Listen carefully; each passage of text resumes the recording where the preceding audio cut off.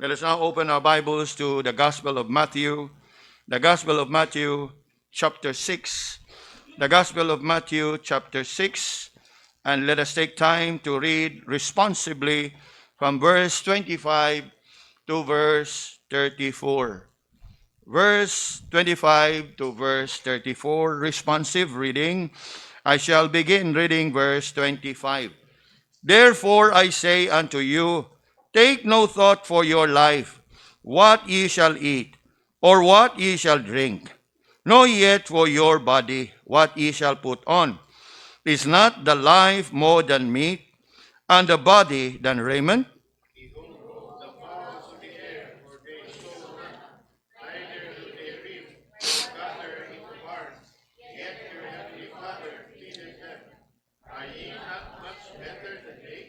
Which of you, by taking thought, can add 1 cubit unto his stature? And why take ye thought for raiment?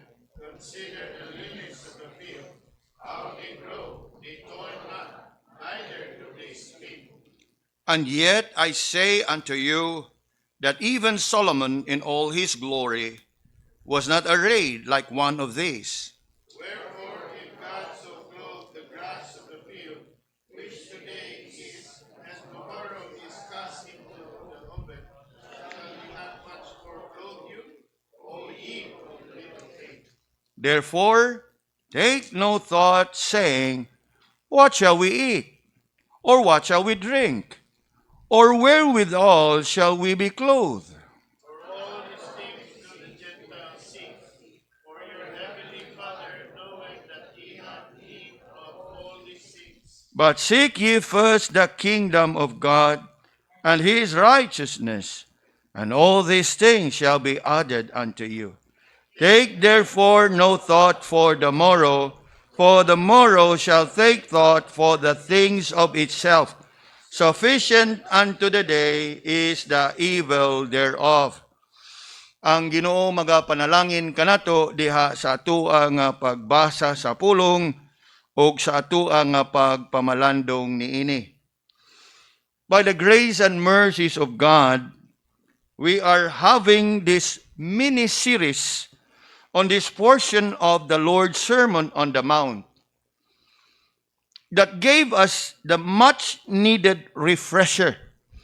I would call this a refresher because this passage that we are considering is not new unto us. And the truth that is in it is nothing new unto us. We just have to be refreshed in a way that we be reminded, a kind of a review. But nonetheless, something that we need so badly, especially so as the things that we have been learning are foundational truth and principles of Christian living. If you still can recall, we have looked at our priority. On the 31st Sunday message of the new year, we have considered that message, seek God first. So we are dealing with our priority. Unya, nindot kayo na nga pag-refresh atong kagalingon ba? Kay og naingon pa nato, magsugod na ganitag bagong tuig, we are back to square one, a kind of a new start. So it is best that we start anew with a new perspective. Nga diin kung unsay ato ang priority sa milabay nga tuig and reflecting upon it, murag di man ito mao nga priority. Now, ayaw kawa sa paglaom. Bagong tuig, restart, o sa ingon pag computer, reformat. Sugod sa uno, balik sa sinugdanan. Establish a right priority. And what should be our right priority?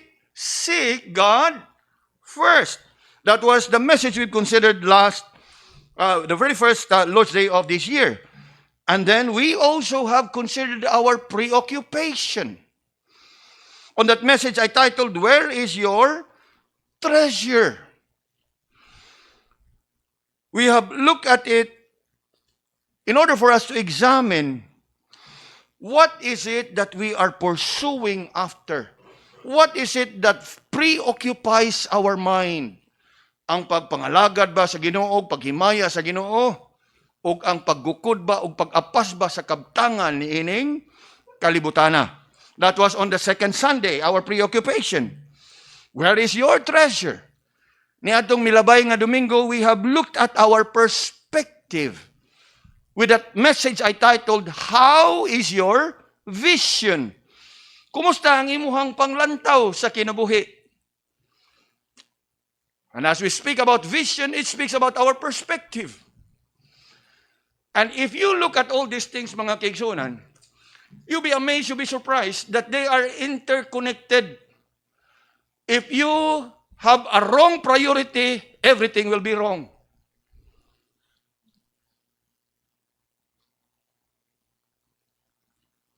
And that is why, by God's grace, we have established ourselves in that right priority to what? Seek God first. Niini nga kabuntagon, as we carry on with this so-called mini-series, pray for me, because I've been really considering to go back to a book study. That is what we use. We are used to, a book study verse by verse. But somehow, ang ato alaging faculties, the body and the mind is not that ready yet to engage in a careful verse by verse study of the Bible. That as of now, as of the moment, I can only deal with a bit by bit portion. Ato ang malantawan, especially a subject that seem to be familiar, that we need not take much effort to strain even more both our physical and mental faculties. Kay sige pa ta og pakigbisog og recover gikan sa ato ang pakigbugno sa og nabuksing pa 8 ka round nga treatment, and somehow by the grace of God we are able to withstand and endure. Continue to pray for me as I prepare myself for that evaluation, that PET scan that I will be having aning adlaw nga Huwebes. And again, we look forward to God's mercy for a favorable result. Alang ni ana. Meaning nga kabuntagon as we carry on with this mini-series, from priority, preoccupation, and perspective, we shall consider our predisposition. And as we think about predisposition, we will be dealing with our tendency. We will be dealing with our default. Default. Nga kada, ug unsay atong matubang, we are predisposed to what? Worry. Mura ba og maogi design sa ato ang system nga sa pag-atubang gani sa mga pagsuway o whatever nga atong matubang, our default is what? Na unsaon na sad ni. Unsa na siya atong buhaton ani. It has become our default. In other words, we can't help it. Murag kabahay na gina siya sa atong kinabuhi. And that's why I call it our predisposition. We are inclined. We have that tendency. Bisan og dili gyud angay kabalakan, ato gyung kabalakan. Bisan dili angay nga kagulan, ato gyung nga kagulan. Why is it? Because we are predisposed to it. Apan ining kabuntagon, we shall take time to really look at this matter. That's why I simply titled this today's message, Why Worry? Ug ato ba yung binisayon para makuha sa tanan, ngano man gyung mag-uulta?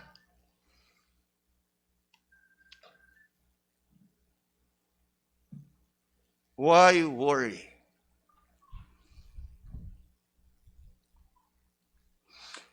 In one of the earlier message, I've mentioned about worry as our favorite pastime.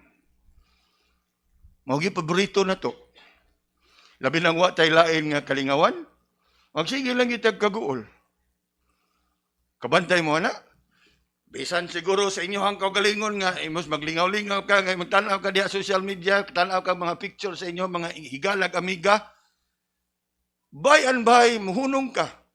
Hala no, unsaon na lang. Sounds familiar, true? Very true. Nga ganahan ka nga ma-divert imong attention, tanaw ka diha sa social media, ma-updated ka sa imuha mga higala, mga mahal sa kinabuhi. But how is it that in a few moments sa sige nimong you find yourself what?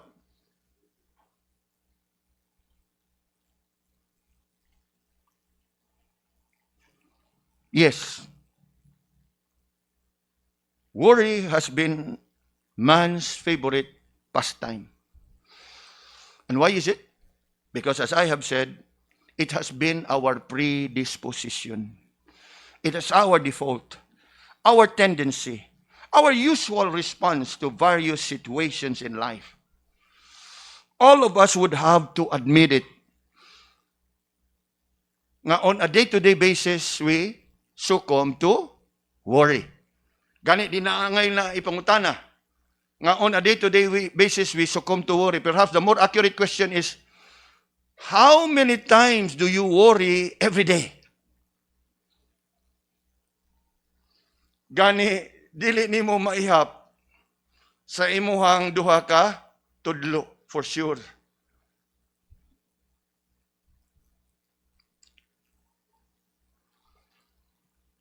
That is how familiar we are with worry. That it has become a part of our life. And it is for that reason that the Lord, in His Sermon on the Mount, made up of 3 chapters, chapters 5, 6, and 7 of the Gospel of Matthew, He spent quite a lot in this particular sermon to deal with this very familiar experience. Gani, tungod kay familiar kay taani, wa na gid tang makarealize that worry di ay is a sin. Not only a sin, it is a serious sin. And not many of us realize that. In fact, that's the emphasis of today's message. Nga naman, nga samtang sa usang bahin, we are so familiar with the experience of worrying, for after all, it has been our predisposition.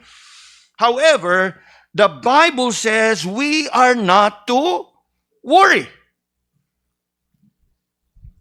Have you realized that? Ang pulong sa Ginoo ga bawal gyud nato, nagapahinumdum gyud nato nga dili ta angay nga mag-worry. The Lord Himself in our text this morning is telling us not to worry. In fact, if you have read carefully the text, the Lord stressed this point 3 times. Now come with me to verse 25. Therefore I say unto you, take no thought for your life. And you know, in today's language, what it says? Don't worry about your life. And you know what? Kanang pag-ingon diha nga, don't worry about your life. The Lord is touching on a very intricate and sensitive issue nga itong kanunay gikagulan. And what is it? We worry often about our life. And this can be applied in many areas. For one, sa tuong panglawas, kining ako karong balatian, pila na lang kakaadlaw na habilin na ako. Kining ako karong giatubang, pila na lang kakabuan habilin. You know, when I first learned, and when I was first diagnosed niini sa akong kahimtang, some people, concerned perhaps, and out of their concern, they would ask, unsa na nga stage imo, pastor?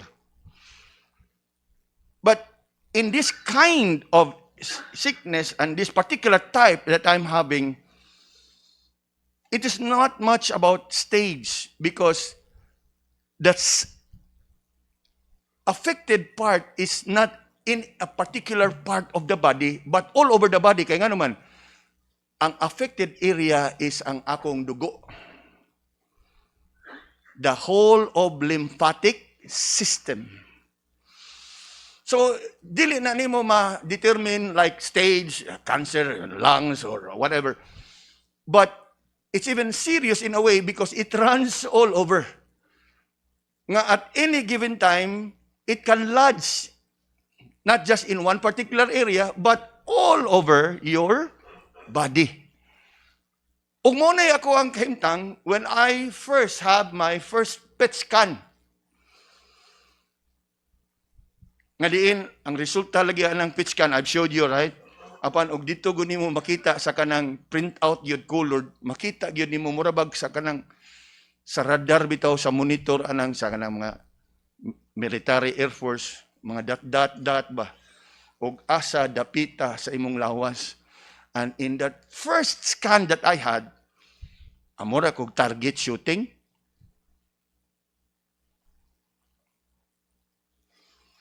Mura og dal ba nga gituslok og kadaghan anang dagom. It's scattered all over the body. But by the grace of God, halfway through the treatment, that result I've showed, right? And there was a comparative, a remarkable area and remarkable parts has been cleared. Gamay na lang.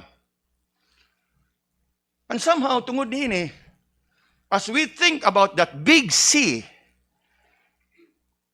ang kanunay yung gudayon masuod sa tao gud nga, pilan lang kay nabilin sa iyahang kinabuhi, no? And you know what? I refuse to consider, even think of such a thought. Nga naman, look at what the Lord here said in verse 27. Which of you, by taking thought, in other words, ato ning isubat sa binisaya, kinsa kaninyo ang sa sige nimong kaguol sa imong kinabuhi, madugangan nimo ang adlaw sa imong kinabuhi. That is what it means. Verse 27, which of you by taking thought can add 1 cubit unto his stature? In other words, to worry about these things is vain. It's not for us to worry about.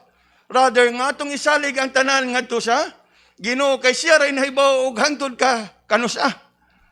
And as I often would tell you, nga taliwa nining akong gibati, my comfort and my confidence is what?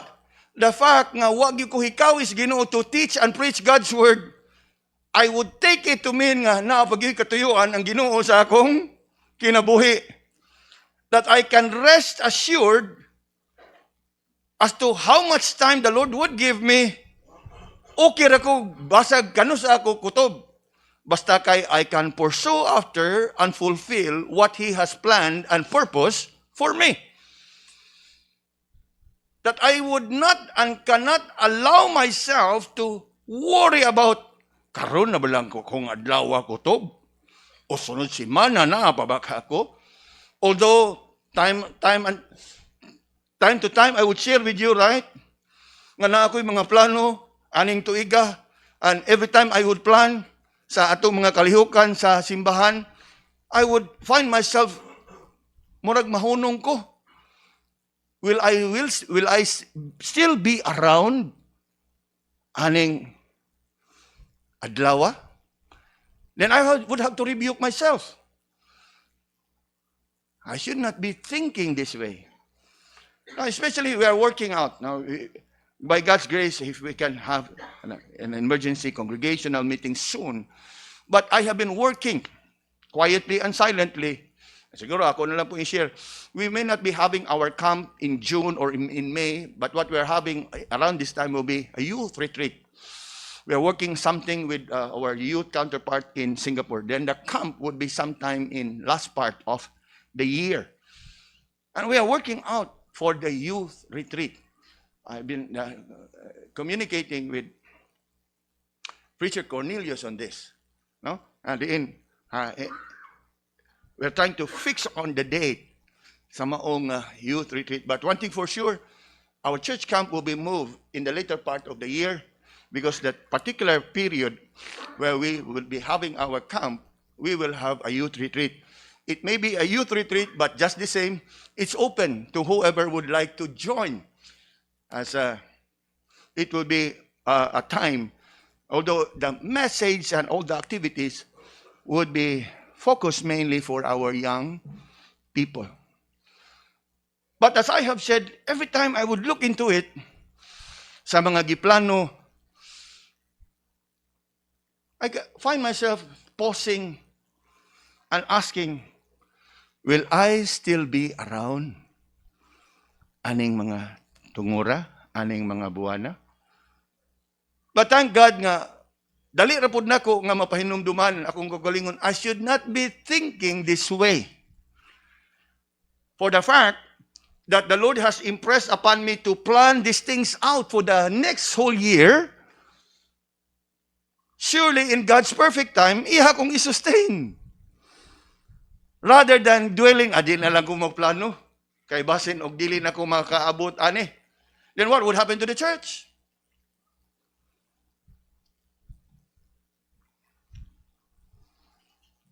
Three times, the Lord calls our attention. Verse 25, therefore. Verse 31, look at verse 31. Therefore, take no thought. Then verse 34, take therefore no thought for tomorrow. If you look closely in these three verses, you would notice that the Lord is dealing with a very sensitive matter, and that is worry. And notice what are the things that we usually worry of. Tell me, og dili ba natin tinuod diha sa inyong bahin? We worry about food. What else? We worry about clothing. We worry about the future. With all those questions nga gibalik-balik, verse 25, same thing. What ye shall eat, what ye shall drink, know yet for your body what ye shall put on.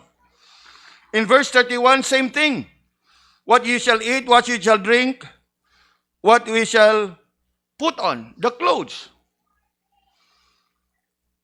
And that is what makes it even more intriguing. And why would I say intriguing? Because these are our basic needs. Basic needs, true? Nowadays, makigstorya kag mga batanon, when you ask them to do something, di na sila mingon nga sayon na kay na, pastor.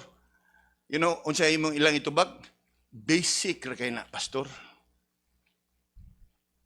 And when they tell you that basic ra kay na, pastor, simply means you don't need to worry because it is basic. True? But how is it we worry about these things that they are very basic? Kabantay mo na.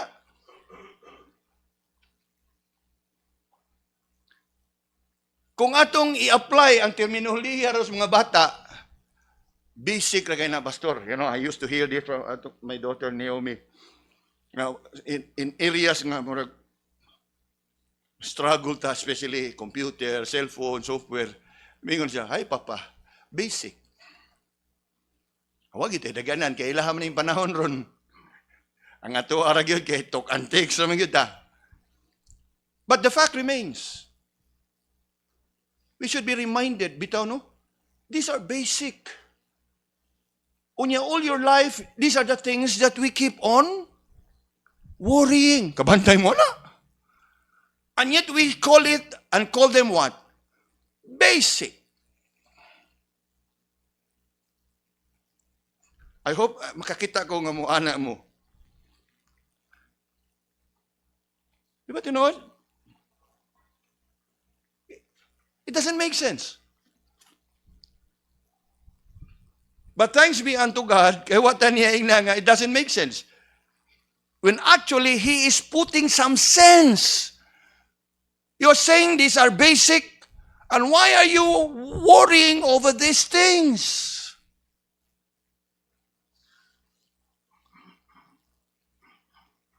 Di ba no?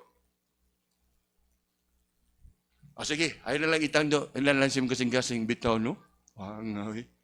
No? Og nagtapad mo ron ba nag-asawa apir? Bitaw lang ga, no? Ngano ningon ani man? These are basic. In fact, so basic that the Lord is reminding us. The Lord is reminding us. And how did He remind us? You look at the birds. Verse 26. And of all the things that He can point our attention to, you look at the birds. In other words, He is actually trying to impress upon us, nga bitaw no, wag na sila nag-uol. Then what? You look at the lilies, the grass in the field. And the most intriguing is, the Lord is impressing upon us to put some sense on us. Are you not much better than they? Nga naman, of all of God's creation, it is only man that was created in his own image. We think of birds. The Lord takes care of them. But they are not created after God's image. They have been blessed by God with what? Life? True. But what is it that the Lord blessed them with? They were not blessed in the way that the Lord blessed us. Una, we are created in the image of God, true? And He has blessed us with intelligence and intellect. Whereas we think about the animals, the Lord blessed them with instinct. They cannot think intelligently, nor can they think intellectually. Yet the Lord blessed them. Maghisgot ka sa ilahang panginahanglanon, the Lord provides for them. How the Lord provides for them? With that instinct nga iyang gi-provide, the mother birds surely will go around based on their instinct nga mangita na sila og provision para sa ilahang mga anak. Are we following? Of course, ang mga bata sa ilahang they're not capable of going out and flying out there. They are dependent on their parents, in a sense. But the mother birds, they're the ones who would go around using the God-given instinct. In the same way that man, blessed with intellect and intelligence, the Lord provides for them through what? Sa ilahang paghago, sa ilahang kinitaan, sa ilahang abilidad, sa ilahang pagpanginabuhi.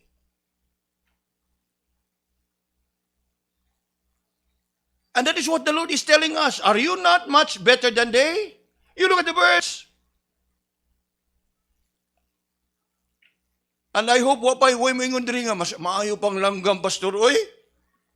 Kasubo nagyugayo og mao. The Lord is telling us, are you not much better than they?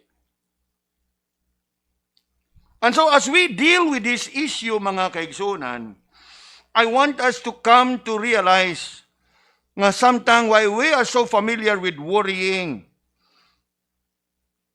I hope you come to realize that it is not for us to worry. Even so, to worry about the basics of life. Sometimes, ganahan kaita nga atong i-justify atong pagka-worry. Di gina nato mawa, pastor, labi na ko, ginikanan gud ko. Mabalaka gid ko ani. But then again, I want to consider with you the word basic. Just a while ago we say, right? This is basic. And we deal with it every day of our life. And for so many years, mao na niya itong giatubang. Masyak, gihapuntaan na. Kabantay mo? Parehas na gihapon na nga. Sometimes ako ginikanan. There are times nga, dili na ko malantawan. Mangutan ako ni Mrs. Kinsa, mupauli na sila rin, mupauli ron talking about Esther and Naomi. Kaya as a father, naay kabalat ka. Pero mingon na din si Mrs. Ay, kamaon na ito manakay jeep niya, kamaon na ito mulabang. Apan, as a ginikanan, mabalaka ka, di ba? But obviously, we can look up to the Lord and trust, Lord, look after my children. And every time nga mutingog na ganin ning portahan naabot na mga bata, then may Mrs. Nana, then I would say, I thank God. Thank God. I've shared with you in our previous message, there is what we call legitimate concern, and there is what we call sinful anxiety. And oftentimes, when our legitimate concern goes unchecked, it can go out of control, and there it becomes sinful anxiety.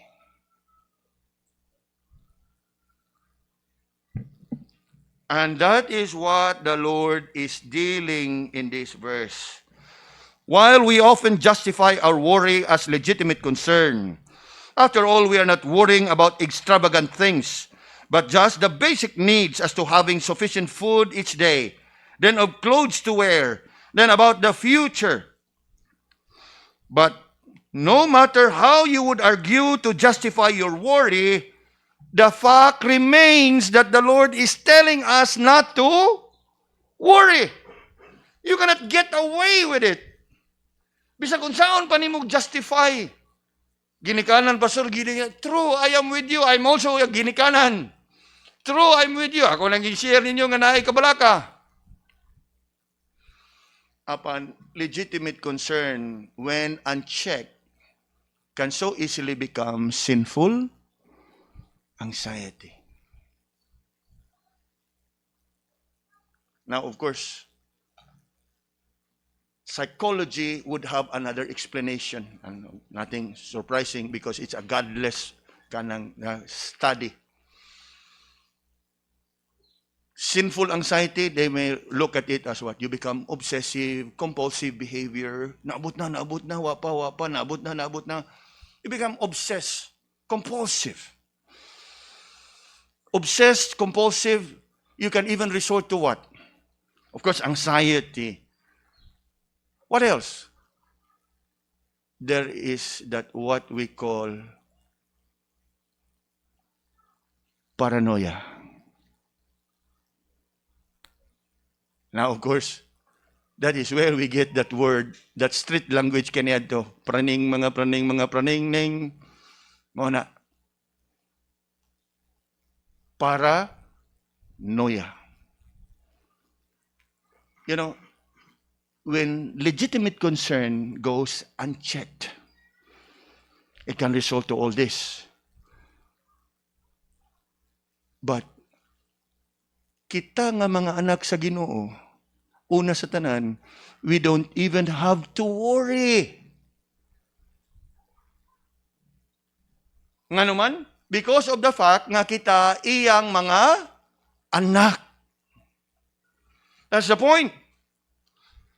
Nga somehow, while we look at worrying as a common experience and a part of our life, that even when we are so familiar with it, I want us to understand and realize that worrying is a sin. Sala. Perhaps dili tanan is ready to take it and believe it. Some of you may be asking, in what sense, Pastor, nga sala?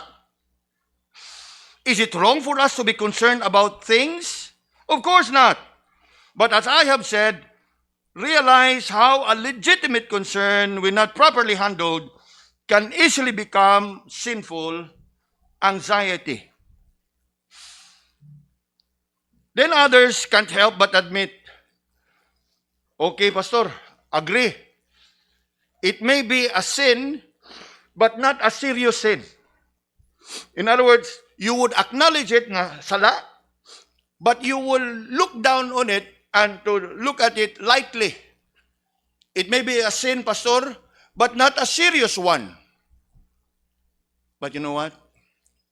Worrying, as familiar as we may be, it is actually a very serious sin. It may not be sinful in a way that you have committed adultery, yet you have killed somebody, that you have stolen somebody's property, but just the same, it is sin.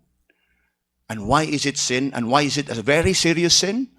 Because it is a sin that deals with your issue on trust and confidence with God. Remember, without faith, it is impossible to please Him. It's not sinful in a sense that you have go beyond and violated rules and regulations. But it is just the same, equally serious as sin, because it is about your failure to trust God. Gani, as I have said, it's a serious sin. But not in the same sense nga nakalapas ka. This one is more of napakyas ka sa pagsalig sa Ginoo.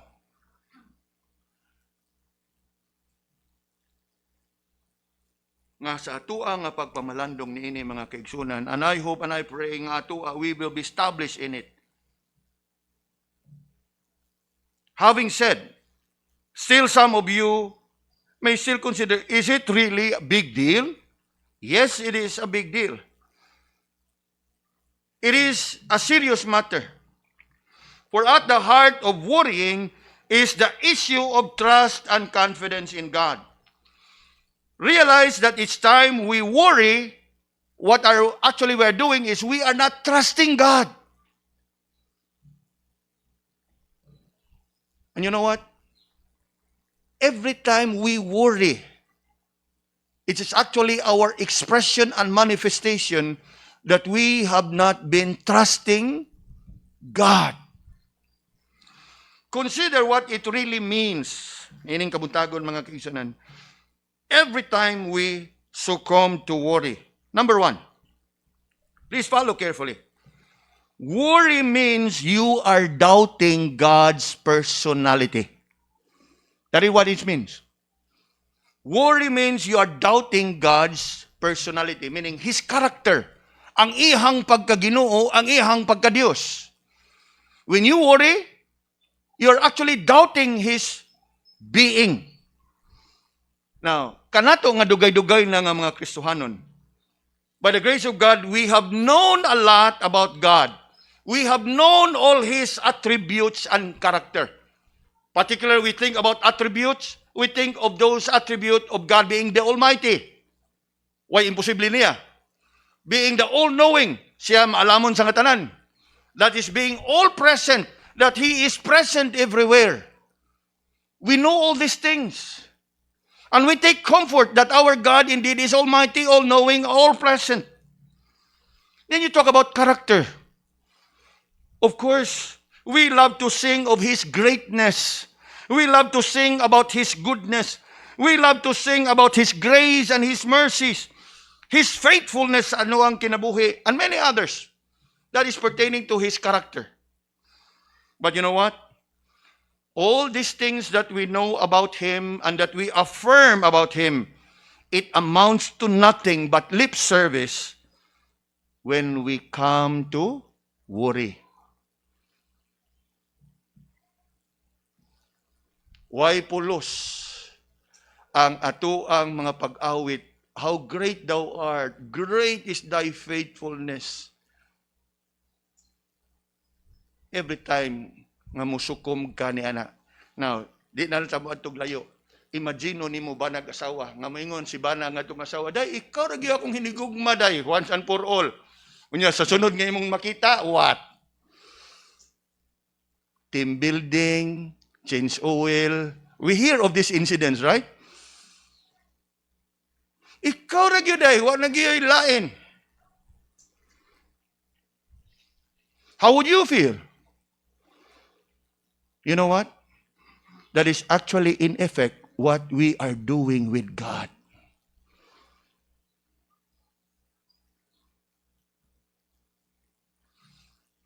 We sing of His greatness. We sing of His goodness. We sing of His faithfulness. Apan sa mga panahon nga mo sugod ka nagkabalaka. All this knowledge about God and all this singing and accolades that we offer unto Him would amount to nothing but a lip service when we succumb to worry. Nga naman, for every time you worry, you are actually in effect saying, Lord, I know you are great. I know you are good. I know you are faithful. But I just want to make sure on this. Paniguro lang nga ako, Lord. Mo nang nabalakag yung kuha ni. Again, you're trying to justify your worrying. Again, you're trying to legitimize your worrying. Now, but damage has been done. Each time you worry, you are doubting God's character. What happens to God being faithful? What happens to God being the Almighty? Our God is so great, so strong, and so mighty. What? There's nothing my God cannot do. And yet you worry about whether the Lord can provide or not. Nga naman, di ba basic ang atong gikabalakan? Pagkaon, sinina, kaugmaon.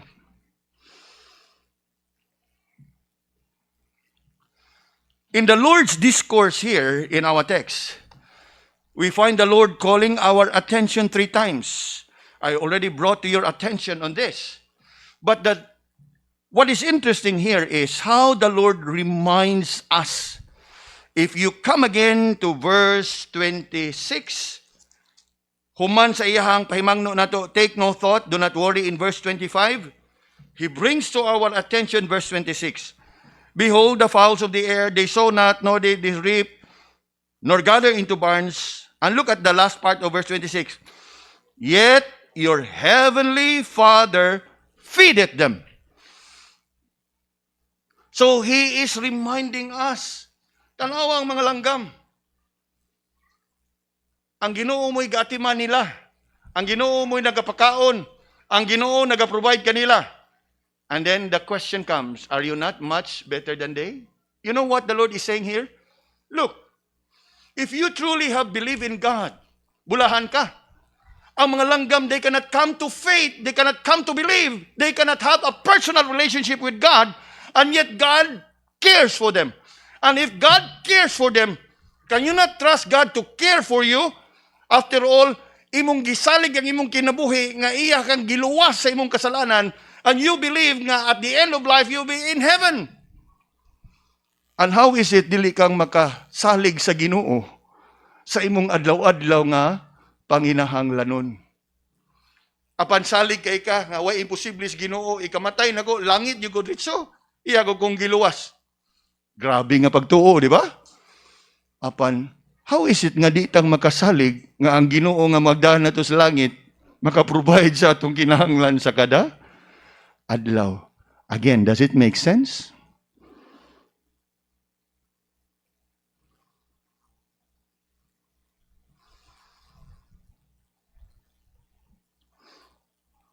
Come down with me to verse 28.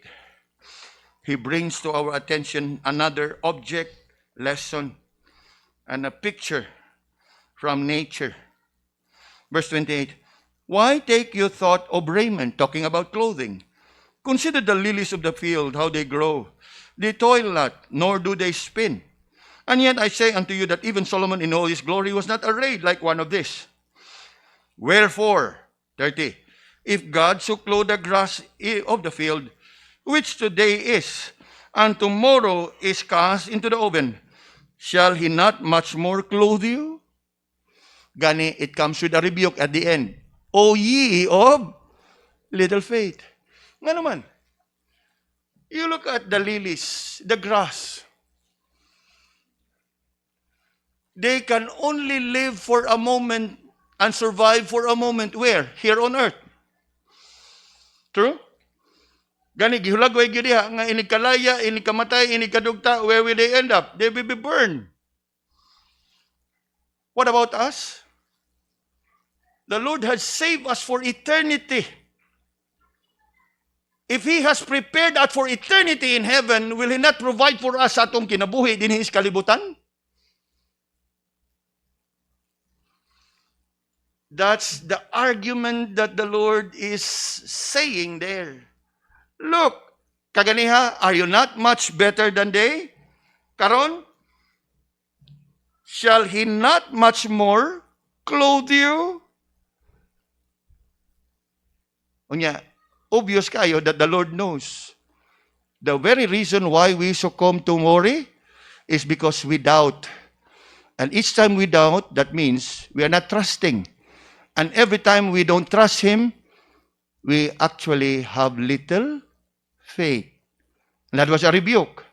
Dakong hampak og sagpa diha sa tuwa, a slap on the face, oh ye of little faith. Makikita mo nganta, how great thou art, how great thou art. Apan, sa mga basic nga panginahanglanon sa kadaadlaw, maogi hapoy atong ikagulan. Og sa ato apang panultihon kinedto, maogi hapon kaog biyabas. Now, pause for a moment and think, dili ba tinuod? How long have you been a Christian? Tell me. How long has the Lord been providing for you? Tell me. And yet, how is it? Hangtod karon, we still worry over these things.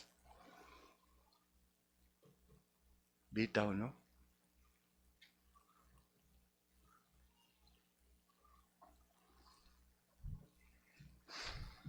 The Lord Jesus in these verses nga itong gibasa was actually highlighting to us God's work of providence and care over His creation. He was impressing upon us that the Lord indeed is the creator, the giver, and the sustainer of life of all His creation. True. But the thing is, while we believe all these things, that the Lord is the creator, the sustainer, the giver of life, but when it comes to our personal life, we still would want to justify, lahi mo guni akong sitwasyon, pastor. Unsay nakalahi? Tell me. Di ba tinuod? Lahi ni siya, pastor. Lahi gining ako ay. Unsay nakalahi?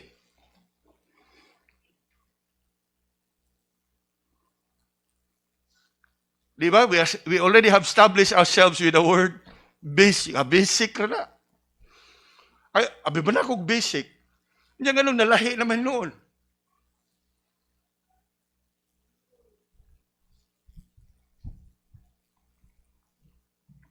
True. As I have said, worrying is not an easy or a light matter, because it actually touches on a very sensitive issue, that issue on trust and confidence in God.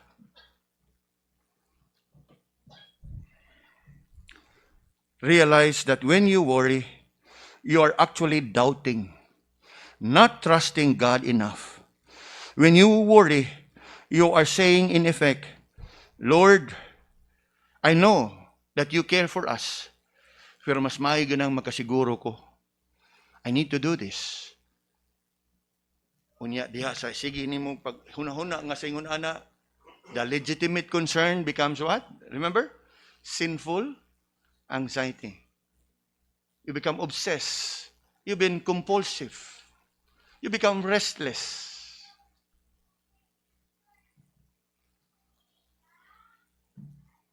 When all along we know this very well in the Bible, be still and know that I am God. Di ba tinuod? Yes. Worry means you are doubting God's personality, His character. Ikaduha mga kaigsunan. Worry means you are doubting God's precepts. This time, it refers to His words, His precepts. And here is another interesting area sa itong kinabuhi, especially from among us. It is just interesting how we can confidently affirm that the Bible is inspired, inerrant, infallible, preserved, perfect. What ay issue diha? Pero how is it nga di tayo makasalig sa unsay gisulti diha sa pulong sa Ginoo? Ay, kita mingon, the Bible is inspired, the Bible is inerrant, the Bible is perfect, the Bible is preserved, it can never go wrong. True. We all believe this, right? But the problem is, we just could not believe that much. Ug unsay gisulti sa pulong sa Ginoo mahitungod sa atuang mga kinabuhi. For worrying means you are doubting God's precepts. You are doubting God's principles. While we believe all that the Bible says, yet we continue to struggle believing in what it says pertaining to worry or pertaining to comfort and assurance sa ato ang kinabuhi. If you are quick, turn with me. I want to bring to your attention some principles in the Bible. Psalm 37 and verse 25.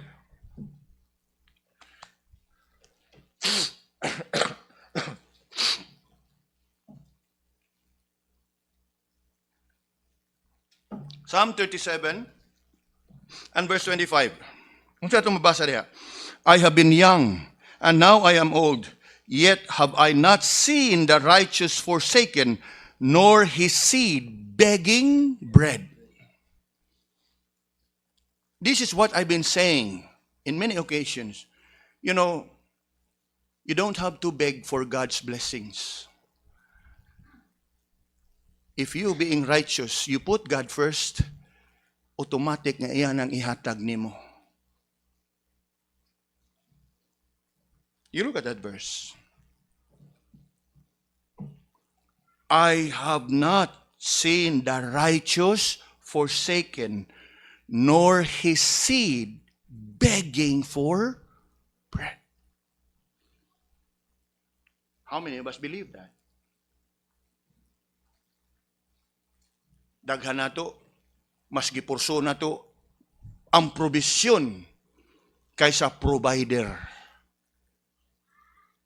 That means you are not settled in this principle that the Lord will provide. And because you're not settled with the fact that the Lord will provide, that's why you are preoccupied to pursue these things, oftentimes at the expense of pursuing the great provider.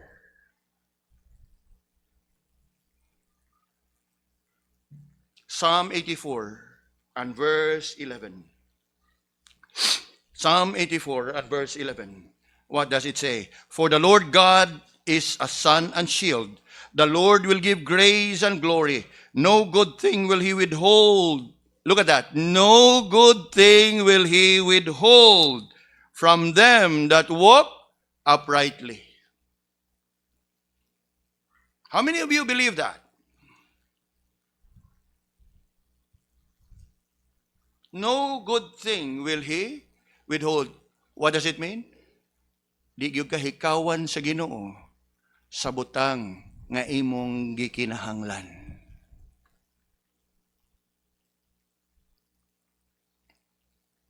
One more verse, Psalm 38, verse 8 to 10. Psalm 34, Psalm 34, verse 8 to 10.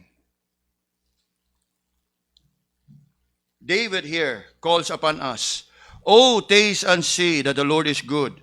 Blessed is the man that trusted in him. Oh, fear the Lord, ye his saints." Look at this. For there is no want to them that fear him. No want.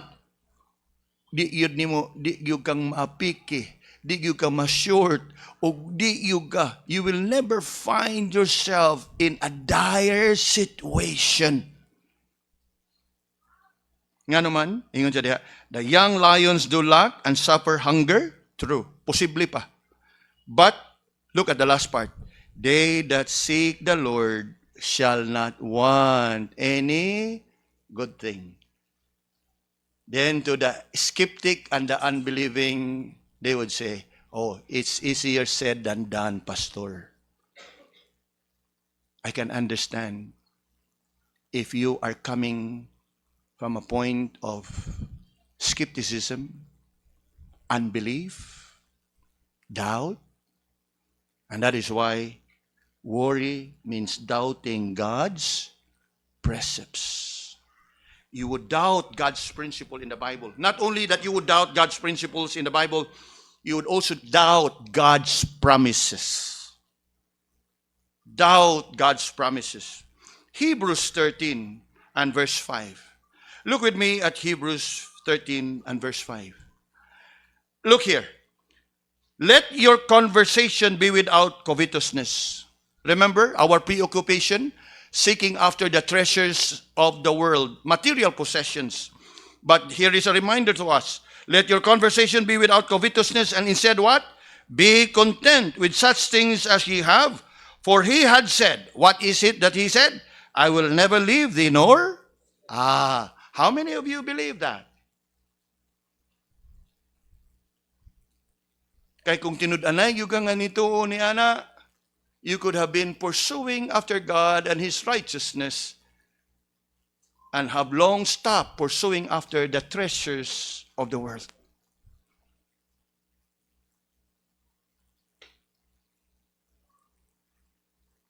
After all, naisa diha, I will never leave you nor forsake you. Very much like what the Lord is telling us here in our text.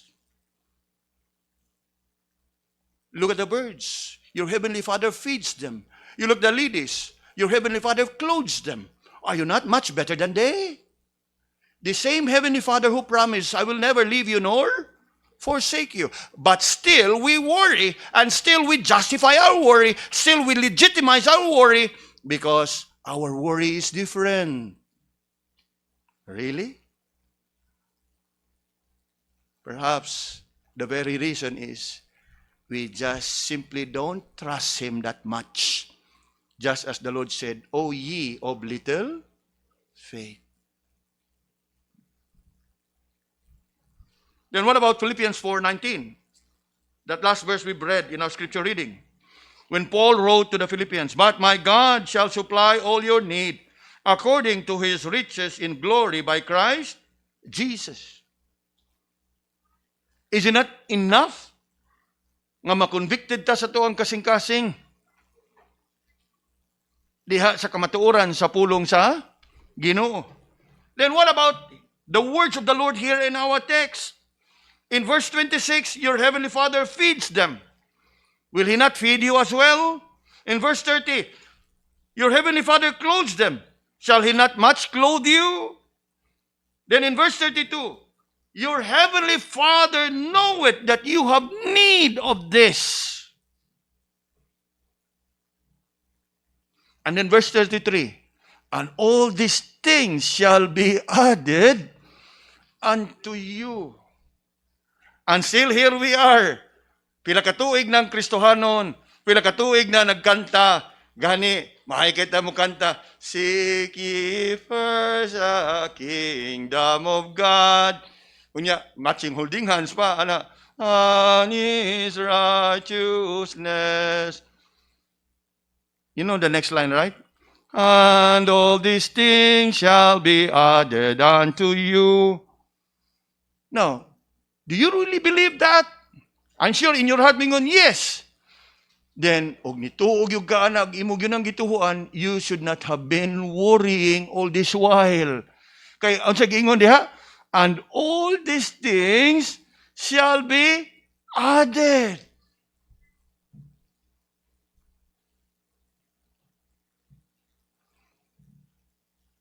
Look at it again. I cannot help. Let's go back to the term. Basic lagay na pa.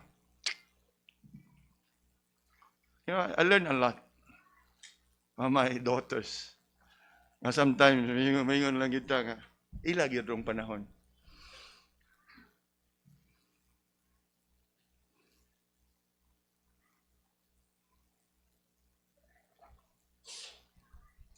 But from that thought of being basic, how is it nga hangtod karon mo ra gihapoy atong giatubang? Kadabangon, ay. Nya kadatog ato pa mo advance magitay then katog unsa na po kaugma. Now tell me if it is not true. Imbis matug na unta karon makapahuway, di pag yung gani kakatug.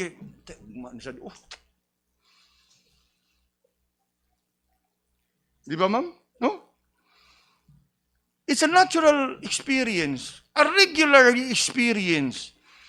Nga siguro may nga itong usbon, di pa uwahi ang tanan. After all, the Lord taught us to pray, give us this day our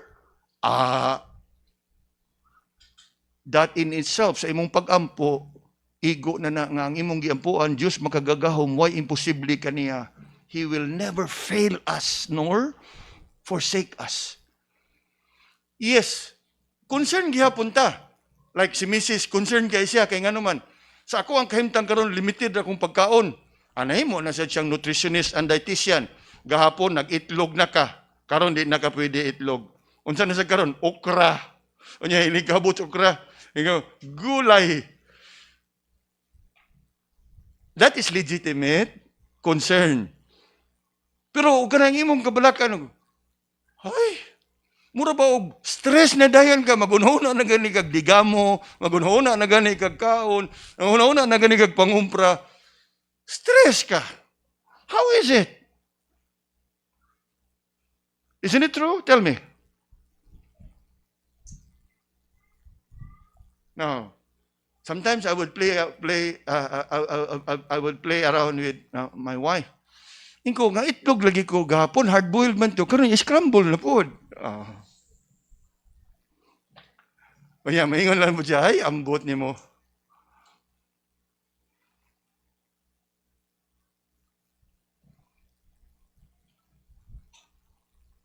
Now, walay exempted ani kitang tanan ani, we can so easily succumb to all these things. Mga butang familiar na untata kay nga naman, kada adlaw gud nato ning giatubang. As the word implies, basic. And yet, we still continue to be shaken and sometimes trembling with the basic. How much more with the more complex and complicated issues of life?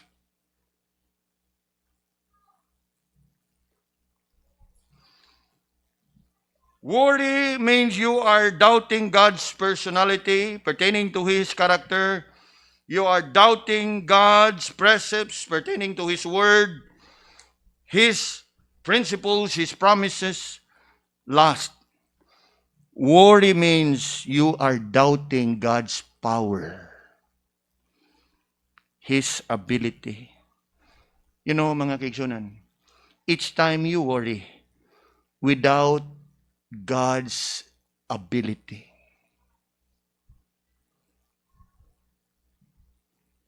without whether God is able to help us, without whether God is able to provide for us, without whether God is able to deliver us.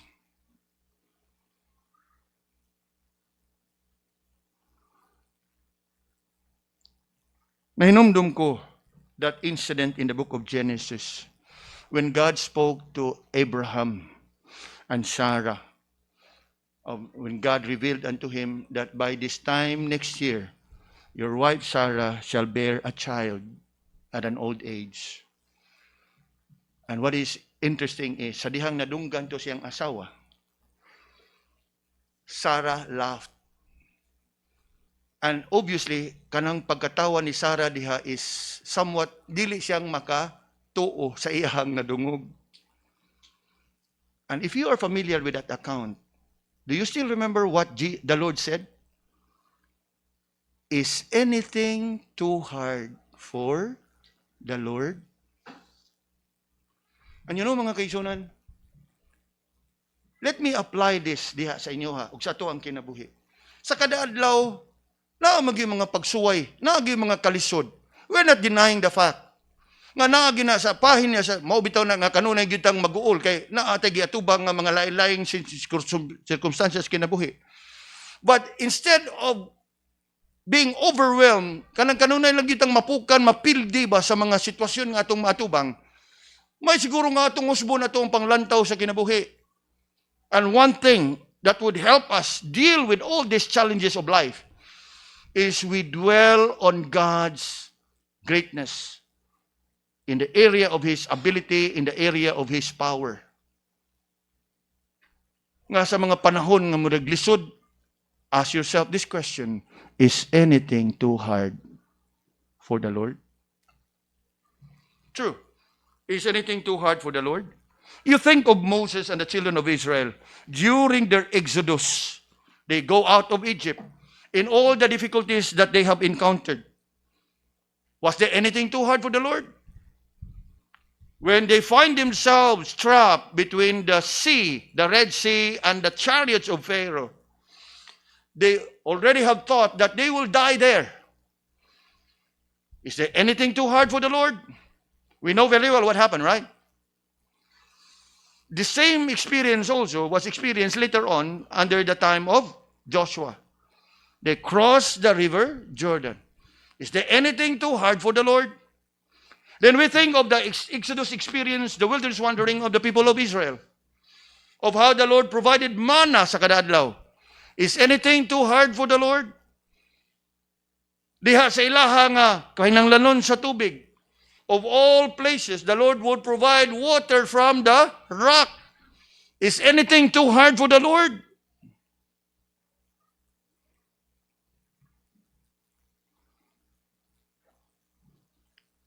Consider what the psalmist declare in Psalm 121. Psalm 121. And look with me at verse 1 and verse 2. It says here, I will lift up mine eyes unto the hills, from whence cometh my help. My help cometh from the Lord, which made heaven and earth. Reflect upon how God created the heaven and the earth. How did God create all things? By the power of His Word. If God, in His power, is able to create all things by the power of His Word, can we not trust Him to help us sa atuang panginahanglanon sa kadaadlaw? Nga og pwede pa nga musulti ang Ginoo, pwede sa tanyang pikpikon kana na lang, pastor? Basic. If He is able to create all things by the power of His Word, what is it to Him that He cannot provide for us food? Kabantay mo? Nga lagi, o pwede patapikpikon sa Ginoo nga, dong rigor, ay gaguol. Basic ay na.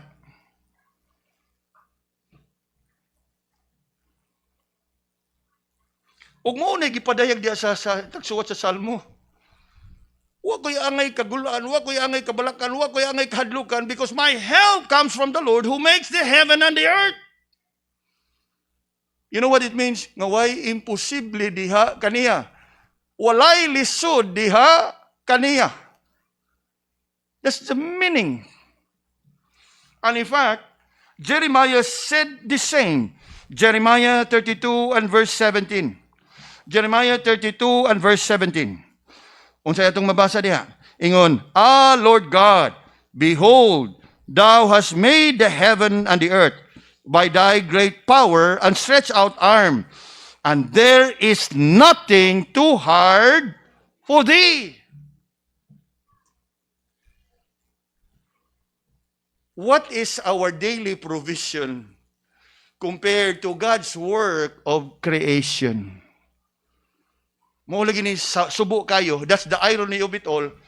Makasalig tas Ginoo nga iya tang gihinluan sa atong mga sala, nga human sa atong kinabuhi dinhi ngadto tas langit, pero di ta kasalig sa Ginoo nga mo provide sa atong kadaadlaw. Nga panginahanglanon. Isn't it sad?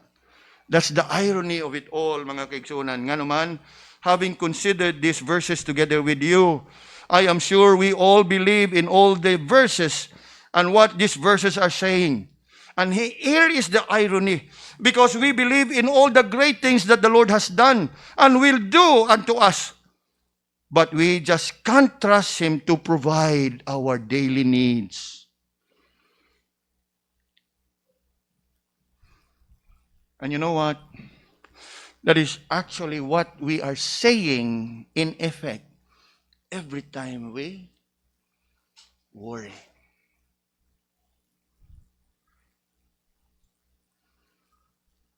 Now, meaning pipila ka mga adlaw, we have this exchange of messages with Sir Ruben.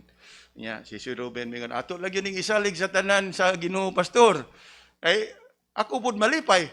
Nga naa siya na nga paglantaw. Naa siya reply, Amen. Mao ra gyud na sir, ato lagi yung isalig kay og dili guna nato isalig. What happens next is what? Kita na magsigig loom. Kita na magsigig gunahuna. Whereas og ato lang yung itugyan ang tanan sa Ginoo, malibro ang atong kasing-kasing ug hunana sa mga kabalakag, kahadlok ug kagool. Kay ato mang isalig.